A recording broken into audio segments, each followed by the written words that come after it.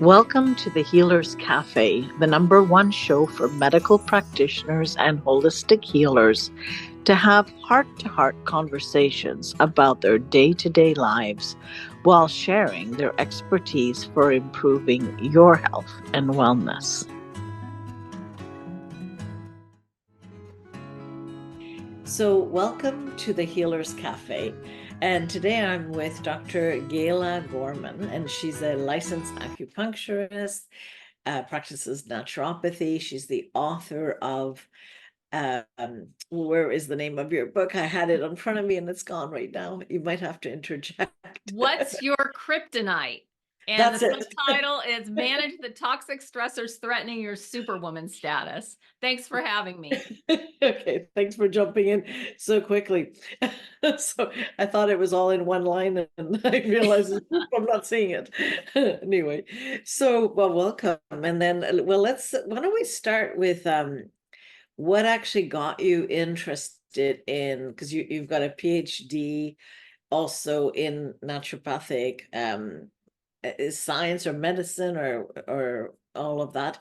But explain a little bit what got you so interested to also do a master's in acupuncture and be an acupuncturist. Like this is a lot of commitment to health. So what happened to bring you there? Yeah. Let's start with that. What happened to you?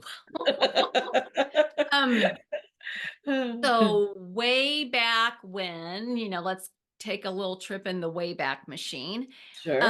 When I was in my late 20s, I started to kind of poke around at alternative complementary medicine. And in part because I was representing physicians, MDs primarily, and doing practice management consulting. I'm actually a CPA in my former life. I technically It's am still a CPA, but I haven't practiced in many years. But yeah. I got to see what medicine is like from the other side of the curtain and like what the priorities were and what the focus was, and it just seems so backwards to me. And so just more and more I did whatever I could to move away from that approach. And so I just fast forward to my late 30s, and I was so burnout and toxic. I probably wouldn't have used that word back then, Mhm. but that's what it was. I was incredibly toxic. I was puffy. I'd gained a bit of weight, not a huge amount of weight, but I just was uncomfortable, wasn't sleeping well. And so I made the decision to make some pretty monumental changes in my life. And one of those was I went to see an alternative medicine practitioner that happened to be an MD, which was kind of interesting.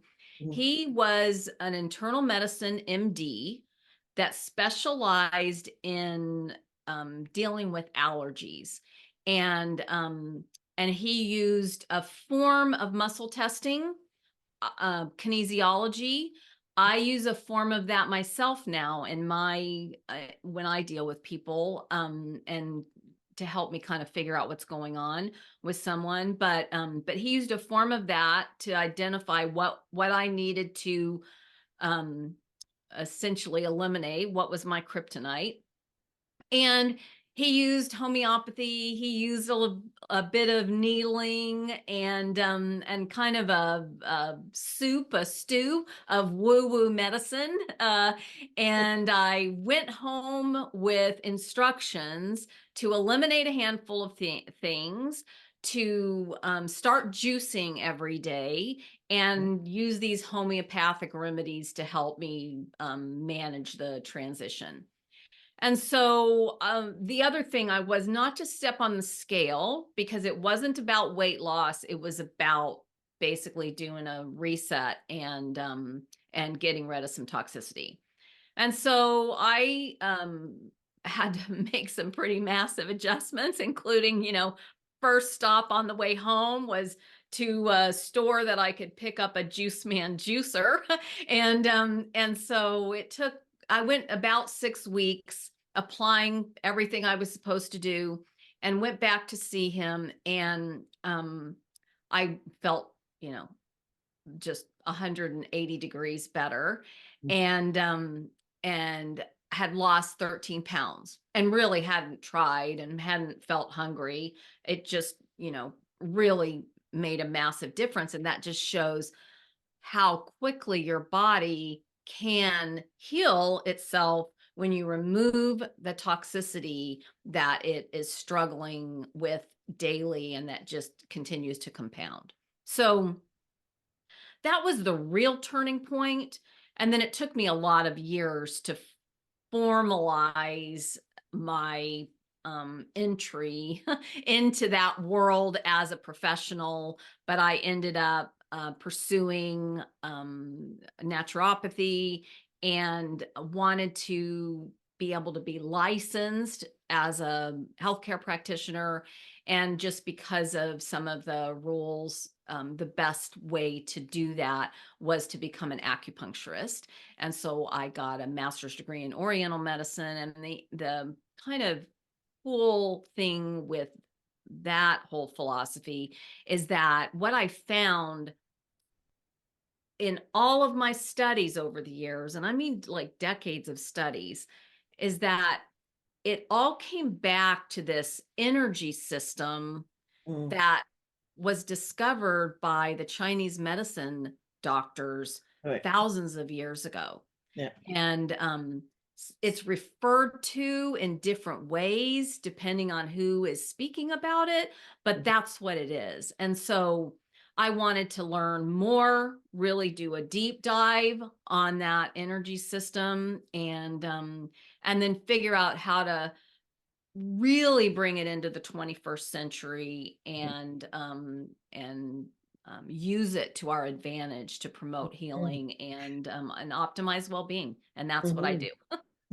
Okay, so when you're saying energy system, just to be clear to some of the listeners, obviously you're also meaning the meridian system, right? Which is the Chinese system, the movement. Yeah, there's Chi. actually there's the meridians, but then there's Yeah. all this interconnected network Mm. in the Like body. The fascia. meridian system is really just think of it as train tracks, right? Right. Like Mhm. the little tracks that the points Yeah. in the body follow along. Mhm. But then there's all these branches that Yeah. branch out that run every system, every component of the body. Are you talking about like through the fascia? The fascia Mhm. primarily would be sort of the energy conductor when Mhm. we put friction on the fascia with any sort of movement. Think of it, the way I like to describe it is it's like when we apply the brakes in a hybrid vehicle and it recharges the battery. That's what friction does in the human body. The human body is like a rechargeable battery, Mhm. and these little points along the meridians are essentially little boosters Right. that help to boost the signal through the body. Mhm. Mhm.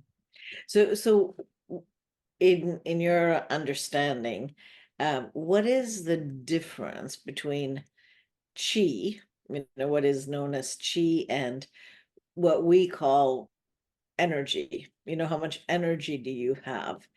Is there fundamentally a difference to the understanding in your mind? Not in my mind, really, there isn't. In Chinese medicine, there are kind of different forms of energy, Mhm. and energy is created by different components, different Right. functions, if you will, but it sort of all adds up to chi, Mhm. which is essentially your body's energy. Mhm. Mhm. So like kidney chi, it can be nourishing or needs nourishment. Like I find I find this kind of way of looking at energy quite fascinating because, when we say, well, what's your energy out of 10? The biggest question I have, what do you mean, my physical energy or my mental energy? And it's like, I always found that, in Chinese medicine, it's like the fact that different energies can supply energy to other organs or are needed too. It's like, okay, we're really a complex energy system, and that I find sort of exciting to share with people. Yeah, Um, that's the thing that is something that I talk to people about as well, that everything is interrelated. So anytime we disrupt a system with right. medication or even a supplement, Mhm. we are attempting to essentially interrupt or interfere with an internal signaling that we perceive has kind of gone haywire, right? Right. And Mhm. so we simply don't understand the human body well enough Yeah. to do that long term. I do Right. use supplementation, but I do it on a short term basis Mm. because we sometimes need to sort of boost a certain system short Right. term, remind the body of what it already knows how to do, and then we back off and trust that the body's going to be able to take the ball and run with it again. Mhm. We Mhm. don't want to create lazy internal systems that are dependent Mhm. on outside things other than the raw building blocks that we need to give it, like food and Yeah. water and air and that sort of thing. Yeah, I very much agree with that as a philosophy too. And I think, when you look at the more recent graduates of naturopathic schools are much more allopathic in their Mhm. model of practicing. Yeah.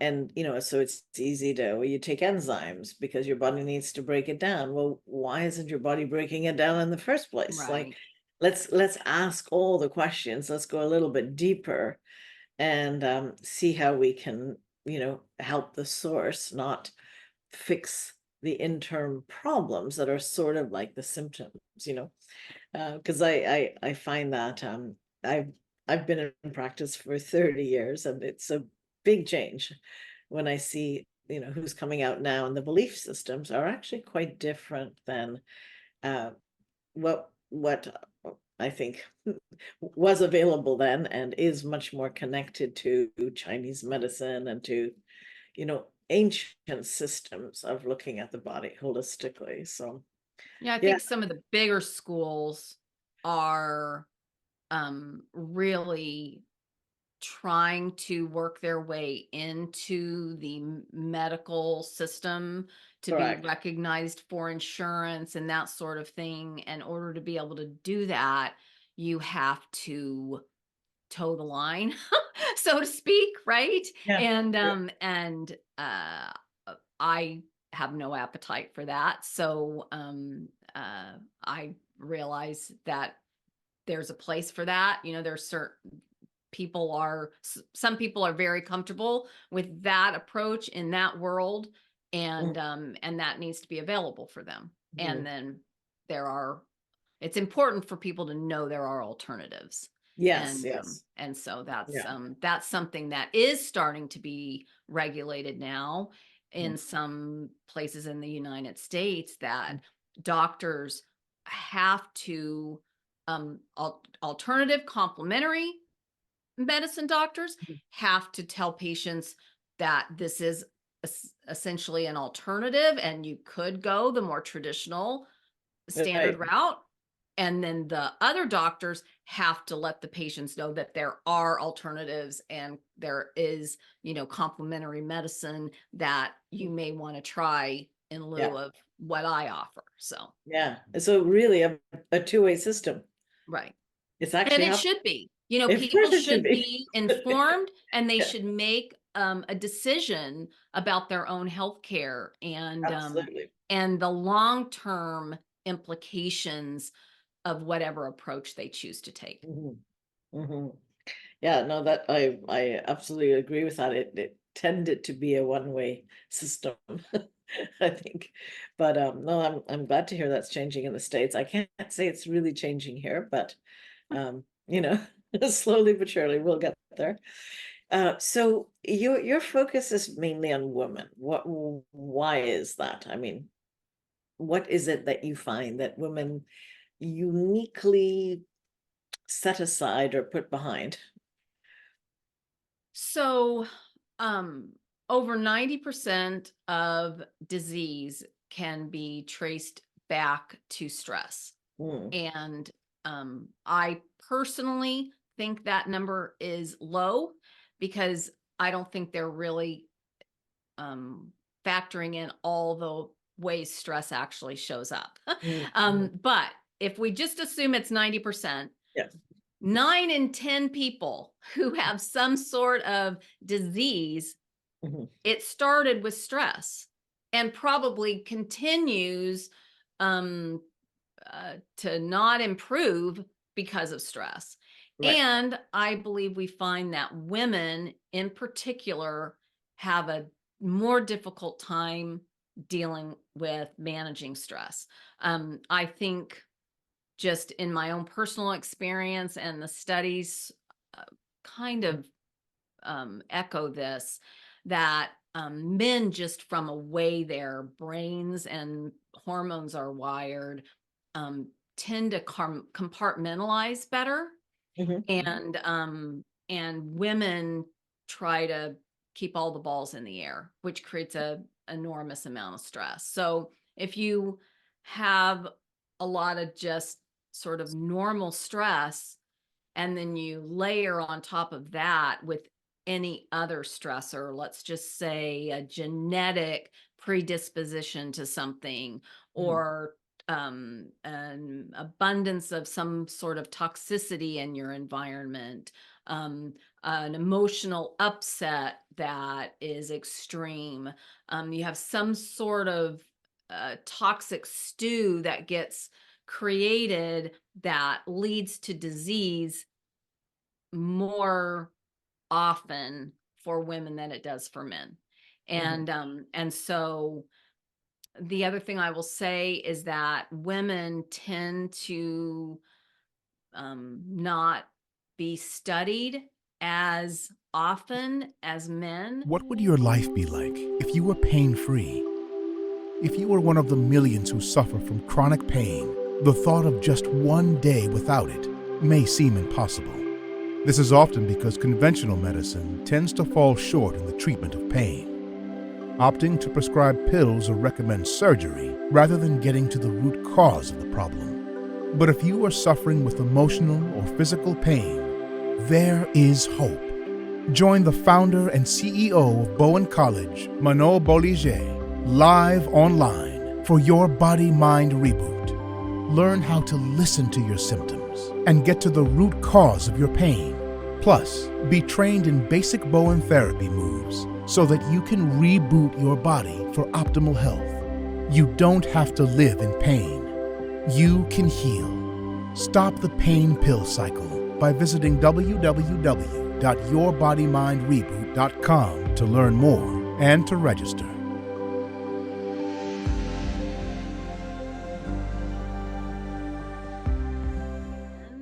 Because women are hard to study, we're not a homogenous group Right. like men are. Women's hormones fluctuate, and even when if a woman's at a certain age, and you know all those things are equal, we're at a different point in our cycle at any given point in the month. So to try to find a homogenous group of women that you can study to contrast and compare things that you introduce is nearly impossible. Mm. Mm. So women tend to be stuck with a little more trial and error, and I think just need a little more help. Yeah. Well, also maybe more individual help, Right. individualized help, right? I think because if you do, as you say, naturopathy or acupuncture or Chinese medicine, it's not really a big deal. You can you address the whole person anyways. Right.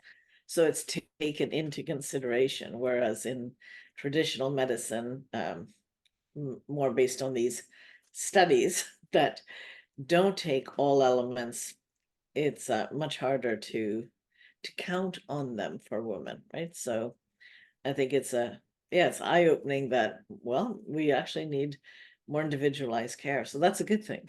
So yeah. So what has been your favorite part of your practice? Like, what is it that you love the most? Because I'm assuming you've been doing it for a little while now. Yeah. Yeah, so it's especially gratifying to me when women come to me and um, their doctor says there's nothing wrong with them, Mm, and there's they're obviously not well, right? right. And they're so frustrated and can't figure out what is going on Mhm. and are getting no help. I would much rather have them come to me with no crazy disease diagnosis Right. and the MD saying, you're just fine, it's all in your head, or whatever story they've been told. Because at that point, then I don't have to walk on eggshells to help them unravel the mystery, Right. right? And Mhm. so I use my diagnostic tools. I use biofield scanning and other tools, including things I learned that are in alignment with Oriental medicine, and figure out where the energetic imbalance is. And Mhm. then we have to work to restore the energetic balance, remove the toxicity that's causing the problem. Mhm. And I evaluate 12 categories of toxicity. So Mhm. every person has a unique um, combination of toxins that their body over the years has stored, and Mhm. those toxins need to be mobilized and then moved out. So as we do that, all kinds of symptoms naturally fall away, and that's fun to see that the same process as you mentioned a few minutes ago. We treat the whole person, right? Mhm. I really, honestly don't care what symptom you present with. I'm going to use the same process, Mhm. right? I'm going to figure out where the energetic imbalance is. We're going to work to rebalance that imbalance, and we're going to eliminate the toxicity that's built up. And when that happens, your body frees up energy and resources to heal whatever has been going on. And really, symptoms are just a sign that your body can no longer handle whatever it is that has been challenging it. So we've been conditioned from a very early age to look at a symptom that maybe is new and Mhm. think that symptom is, the first sign of something. But that's not the case. By the Mhm. time a symptom shows up, that's been going on for a while. And so Mhm. even think about something like somebody who has an allergy to strawberries.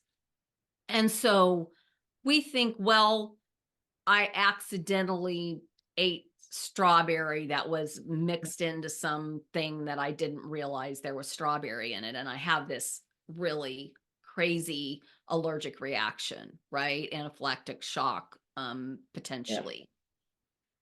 What you don't realize is that there was already this low-lying level of immune system Mhm. on overdrive Right. that is just constantly sitting there.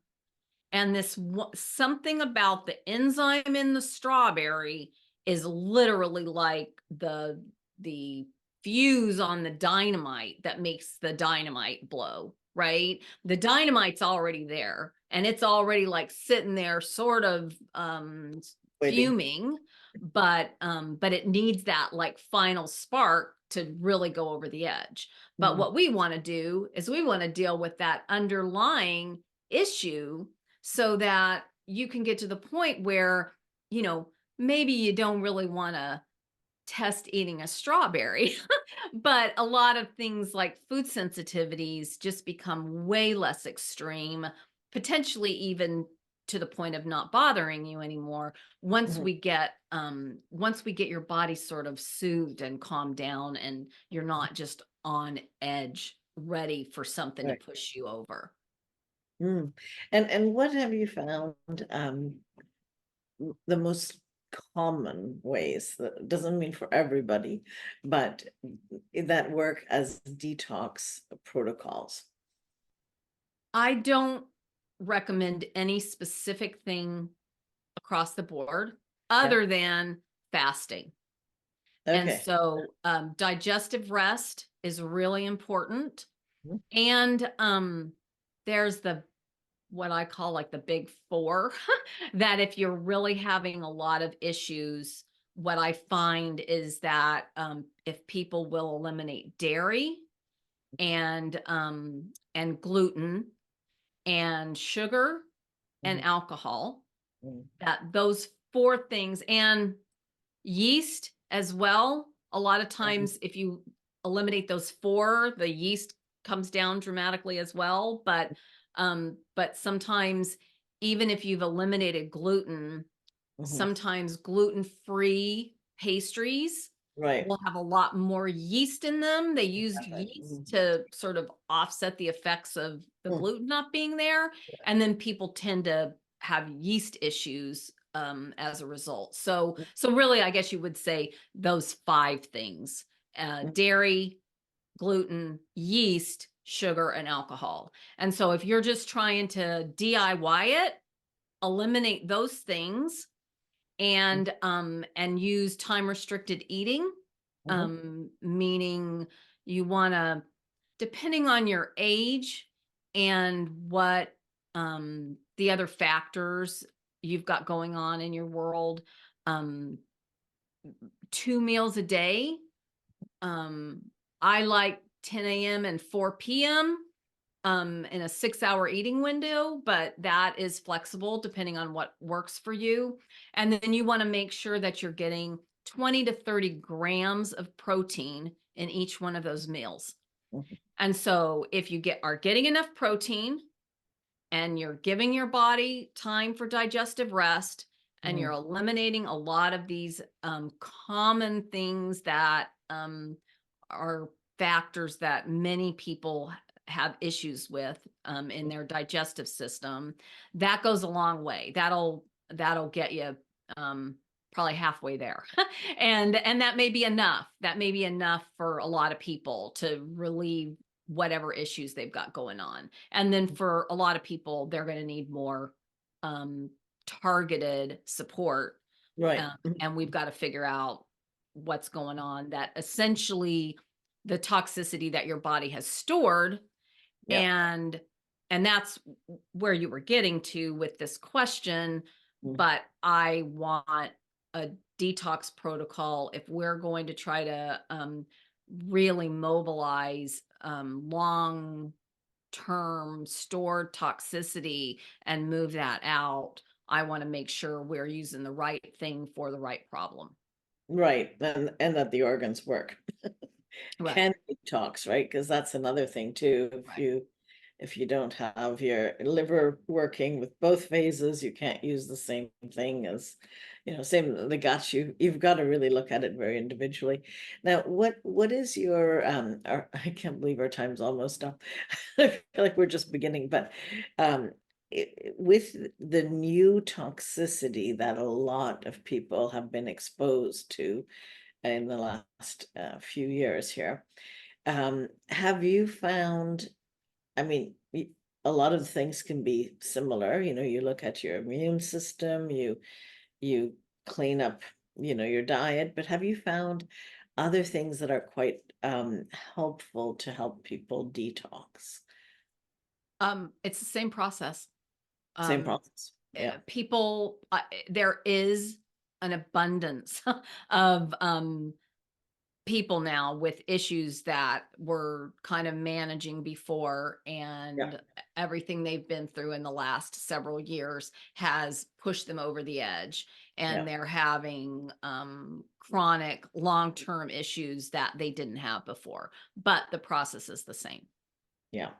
So you see hope in being able to help alleviate all this human suffering that was seemingly a bit unnecessary, but that we're all part of or witnessing. Yeah, uh, you have to, I think, choose your battles, like, um people often don't change their opinion about something until they are confronted with it under their own roof. Yeah. And so you just have to um wait, plant seeds and wait Yeah. until people are ready. But yes, the solutions are there, Mhm. but they are not um, what traditional medicine would offer. Exactly. Exactly. Traditional medicine is not going to fix this problem. So, No. No, well that's what it seems that way, because even the doctors who are sharing openly some of the detox solutions are really not using, they're using natural things, things that really help the body. And so it's interesting. I think it's a big comeback for the potential for people to, wake up and trust their own bodies. Take, you know, I think you had it in your book, but, to be your primary care person, you have to start with looking at what you can do, first. And I think it's very encouraging to know that there are solutions and they're natural. yes, Mm. All absolutely. right. Well, that's our time together. I'm going to leave the last word to you. Any last message you want to share? Well, you just mentioned that I encourage readers of my book to become their own PCP, that's primary care person. And I remind everybody that when your mom kind of washed her hands of it and said, like, I've done my part, it's on you now to make sure you get dressed and do your laundry and feed yourself and figure out how to make the world go around, your own world go around. You've got to make yourself number one priority, Mm. and that doesn't happen for a lot of women. A lot of women, Yeah. taking care of themselves is way down the priority list, and I Yeah. want you to really take a hard look at that and move yourself up at least a few rungs on the ladder. Okay, I agree. Thank you so much for spending this time with me, and hopefully people will get this message. I think it's an important one. Thanks again for having me. Thank you for joining us at the Healers Café. If you haven't already done so, please like, comment, and subscribe with notifications on, as I post a new podcast every Wednesday with tons of useful information and tips for natural healing that you won't want to miss.